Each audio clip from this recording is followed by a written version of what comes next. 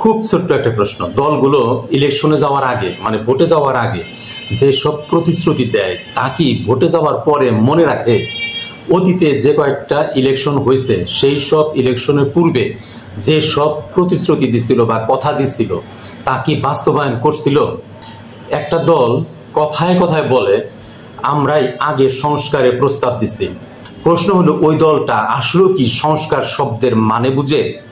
যদি তারা সংস্কার শব্দের মানে বুঝতে পারত তবে তারা নিজেদের দলের ভিতর আগে সংস্কার করত। তারা কি নিজেদের দলের ভিতরে কোনো সংস্কার করতে পারছে?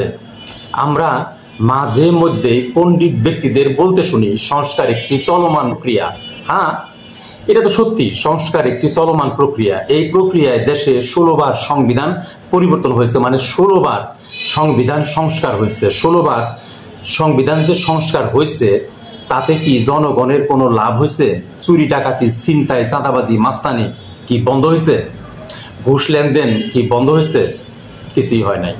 যারা ও মাস্তানি চাঁদাবাজিকে অধিকার মনে করে তারা সংস্কার করবে, আর এই সংস্কারে মাস্তানি চাঁদাবাজি বন্ধ হবে, এটা কি জনগণ বিশ্বাস করে? ডাক্তার যদি অসুস্থ হয়, তার যদি নিজের শরীরে অপারেশনের প্রয়োজন হয়, তবে কি ডাক্তার নিজের পায়ের অপারেশন নিজেই করতে পারে? মানে নিজের পা বা হাতকে নিজে কাটতে পারে, নাকি অন্য ডাক্তারের সাহায্য সহযোগিতা নেয়? দলগুলো অসুস্থ হয়েছে, দলগুলোর ভিতরে ক্যান্সার হয়েছে, অপারেশন দরকার দলের ভিতরে। এমত অবস্থাতে ডাক্তার যেমন তার নিজের শরীরের ভিতরে অস্ত্রোপচার করতে পারে না, মানে অপারেশন করতে পারে না, ঠিক একইভাবে দলগুলো তার নিজের দলের ভিতরে সংস্কার করতে পারবে না। দলের ভিতরে যে সমস্যাগুলো রয়েছে, লেজ রয়েছে, দলের ভিতরে অঙ্গ সংগঠন রয়েছে, অসংখ্য নেতাকর্মী, তাদের কি কাজ? এই সমস্যার সমাধান দলগুলো একা একা নিজেরা নিজেদের মতো করে করতে পারবে না।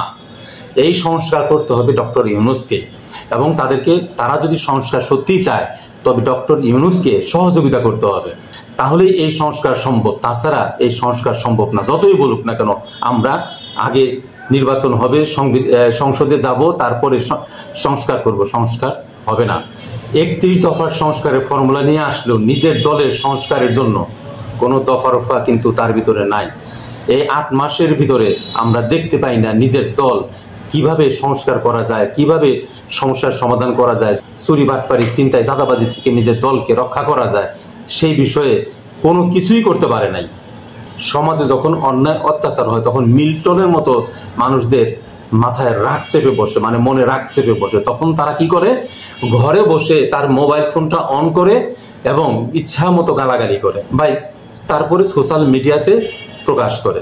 সেই সোশ্যাল মিডিয়া দেখে আমাদের জাতীয় নেতা কি করে? জাতীয় যে মিডিয়াগুলো আছে সেগুলোকে ডেকে গালাগালি করে।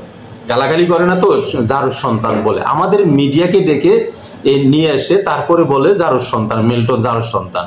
সেই মিল্টন যখন পরের দিন দুর্নীতির কথা প্রকাশ করে তখন কিন্তু আমাদের জাতীয় মিডিয়াকে আর ডাকে না, আর বলে না যে এই দুর্নীতির কথা বলছে, আমি এই দুর্নীতির সাথে নাই। এরকমটা আর আমাদের যে জাতীয় মিডিয়া আছে তারাও কিন্তু ডেকে জিজ্ঞাসা করে না যে আপনাকে এই সমস্ত অপবাদ দিল, দুর্নীতির কথা বললো, আপনি কিছু বলেন। আমাদের জাতীয় মিডিয়া এরকম প্রশ্ন করতে পারে না, তাদের এই ক্ষমতা নাই। সোশ্যাল মিডিয়া মানে সমাজের দর্পণ, মানে আয়না। অপরাধীরা নিজেদের কুৎসিত চেহারা এই সোশ্যাল মিডিয়াতে দেখতে ভয় পায়। হাসিনাও ভয় পাইতো। আইন করে নির্যাতন করে যখন আয়ত্তে আনতে পারতেছিল না হাসিনা, তখন ইন্টারনেট বন্ধ করছিল। তাতে কি লাভ হয়েছিল? কোনো লাভ হয় নাই। এই ইন্টারনেট যুগে যারা সোশ্যাল মিডিয়াকে বিশ্বাস করবে না বা অবহেলা করবে বা দমন পীড়ন করার চেষ্টা করবে, তারা আর যাই হোক এই দেশের মাটিতে রাজনীতি করতে পারবে না। হাসিনা তার উত্তম উদাহরণ। প্রশ্ন উঠেছে সোশ্যাল মিডিয়াতে মিথ্যা কথা ছড়ায়। কথা সত্য, মিথ্যা কথা ছড়ায়, কিন্তু কে ছড়ায়? কে মিথ্যা কথা বলে? সহজ উত্তর, রাজনীতিজীবীরা মিথ্যা কথা বলে। রাজনীতিজীবীরাই কি মিথ্যা কথা বলে? সাধারণ মানুষ এখানে মিথ্যা কথা বলে না। রাজনীতিজীবীদের কাজ কি? দুইটা মাত্র কাজ আছে। একটা কাজ হলো রাষ্ট্রীয় ক্ষমতা হাতে নিয়ে সেই ক্ষমতা ব্যবহার করে জনগণের অর্থ সম্পদ লুটপাট করা।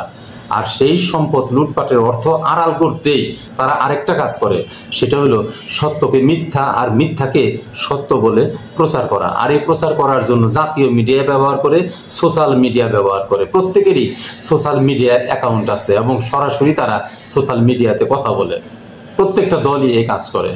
আর বিরোধী দল শুধুমাত্র সোশ্যাল মিডিয়া ব্যবহার করে, তারা জাতীয় মিডিয়া ব্যবহার করতে পারে না, দেয় না তাদেরকে জাতীয় মিডিয়া ব্যবহার করতে। যদিও বিটিভি নামের একটা মিডিয়া আছে, এটা জাতীয় মিডিয়া, এই মিডিয়া সবাই ব্যবহার করার কথা, কিন্তু আজ অব্দি পর্যন্ত দেখি নাই যে বিরোধী দল কোনোভাবে এই মিডিয়াকে ব্যবহার করতে পারে। কখনোই কেউ পারে নাই, আর ভবিষ্যতে পারবে কি না তা আমরা জানি না। যদি এই মিডিয়াকে ব্যবহার করতে পারে, তাহলে সেটাই হবে এই সংস্কার। এটাই হলো সংস্কার, যেন সবাই পারে, কেউ যেন বঞ্চিত না হয়। এটাই হলো সংস্কার। এটা কি করতে পারবে সরকার, যে কোনো দল পারবে না। জনগণ রাজনীতির মারপ্যাচ বুঝে না। তাদের সামনে যা ঘটে, তাদের সাথে যা ঘটে, তাই তারা সোশ্যাল মিডিয়াতে প্রকাশ করে। এতেই অপরাধীদের মুখোশ খুলে পড়ে যায়। আর তখনই ওই অপরাধীদের মাথার উপরে যে নেতারা বসা থাকে, তাদের মাথায় আগুন জ্বলে। আর তখনই তারা সোশ্যাল মিডিয়ার উপরে রাগান্বিত হয় এবং আক্রমণ করে। এই সোশ্যাল মিডিয়া হতে পারে সমাজ গড়ার তথা দেশ গড়ার হাতিয়ার। এই রাজনীতিজীবীরা যখন রাজনীতিবিদ হয়ে উঠবে, জনগণের পাশে যখন থাকবে, দলের চেয়ে যখন রাষ্ট্রকে মানে দেশকে বড় মনে করবে, জনগণকে সাথে নিয়ে যখন কাজ করা শুরু করবে, তখন এই সোশ্যাল মিডিয়াই হবে হাতিয়ার। এই সোশ্যাল মিডিয়াই তখন তার প্রিয় হবে। আর এখন যখন আকাম কুকাম করে, তখন এই সোশ্যাল মিডিয়া তাদের দুশ্মন। স্বাধীনতার পর হতে এখন পর্যন্ত দলগুলো জনগণের মুখোমুখি দাঁড়িয়েছে, জনগণের সম্পদ অর্থ লুটপাট করছে। আর এই লুটপাট বন্ধ করে জনগণকে সাথে নিয়ে দেশ গড়ার নামই হলো সংস্কার। দীর্ঘমেয়াদী ডক্টর ইউনূসকে ক্ষমতায় রেখে তাকে দিয়ে এই সংস্কার করানো সম্ভব। আসলে দীর্ঘ সময়ও দরকার নাই, অল্প সময় এটা করা সম্ভব, যদি রাজনৈতিক দলগুলো চায় যে তারা সংস্কার করবে। আর এখন যা করতেছে, এই 7 মাস 8 মাসে প্রশ্ন উঠছে, এই সরকার কয়টা সংস্কার করছে? একটাও তো করতে পারে না। আসলেও একটাও করতে পারে নাই। কেন করতে দেওয়া হয় নাই? প্রতিদিনই নির্বাচন চাই, ক্ষমতা দাও। এইসব করলে সংস্কার করা কেমনে? সংস্কার করার জন্য সহযোগিতা দরকার। মুখে মুখে বললেও আসলেও কেউ সহযোগিতা করার জন্য এগিয়ে আসে নাই। যদি সংস্কার না করে এই সরকারকে জোর করে টেনে হিচড়ে নামিয়ে ক্ষমতায় নেওয়ার চেষ্টা করে, বা ক্ষমতায় হয়তো যাইতে পারবে, সেই ক্ষমতা ব্যবহার করে লুটপাটও করতে পারবে, তবে সেটা হবে ক্ষণিকের। এর ফল হবে ভয়াবহ। হাসিনার মতো। হাসিনাকে দেখেও যারা এখনো শিখবে না, তাদের আর কিছু বলার নাই। তাদেরকে ওই রকমই দৌড় খাইতে হবে, তারপরে যায় আফসোস করবে দলটা হারাবে। একটা দল যেরকম নষ্ট হয়ে গেছে, আরেকটা দলও নষ্ট হয়ে যাবে। তার আগেই দলগুলোকে বোঝা উচিত, তাদেরকে সংস্কারের পথে হাঁটা উচিত, এই সরকারকে সাহায্য করা উচিত, যেন চুরি ডাকাতি বাটপারি ছিনতাই চাঁদাবাজি বন্ধ করা যায়, ঘুষ দুর্নীতি বন্ধ করা যায়, দেশটাকে সুন্দর করে গড়ে তোলা যায়।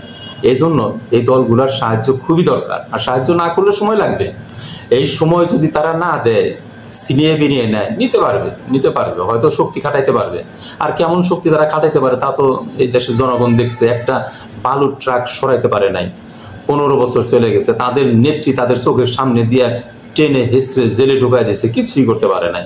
কতটা ক্ষমতা তারা প্রয়োগ করতে পারে, তারা কতটা শক্তিশালী, এটা এই দেশের জনগণ দেখছে। আর এই জনগণের যে কি শক্তি আছে, সেটাও দেখাইছে তারা। হাসিনার মতো শক্তিশালী দানব সমস্ত অস্ত্র নিয়ে, পুলিশ আর্মিকে নিয়েও তারা কিছুই করতে পারে না এই জনগণকে। হয়তো কিছু মানুষকে মারছে, রক্ত দিতে হয়েছে, কিন্তু হাসিনাকে কিন্তু হাঁটাইছে। তার মানে জনগণ যে শক্তিশালী, আর এই জনগণ এই সরকারের পিছনে আছে, এটা রাজনীতিবিদদের বোঝা উচিত, বোঝা দরকার। যদি না বুঝে তারপরে যদি রাস্তায় নামতেই পারে, আমরাও দেখতে চাই যে রাস্তায় কিভাবে নামে, আর জনগণ কি করে, এই সরকারের সাথে থাকে নাকি এই দলদের সাথে থাকে। তা এই দলদের সাথে থেকে সরকারকে টেনে হিচড়ে এদের হাতে দিয়ে দেয়। যদি দিয়ে দেয় খুব ভালো, কোনো সমস্যা নাই। জনগণ যা চাবে তাই হবে।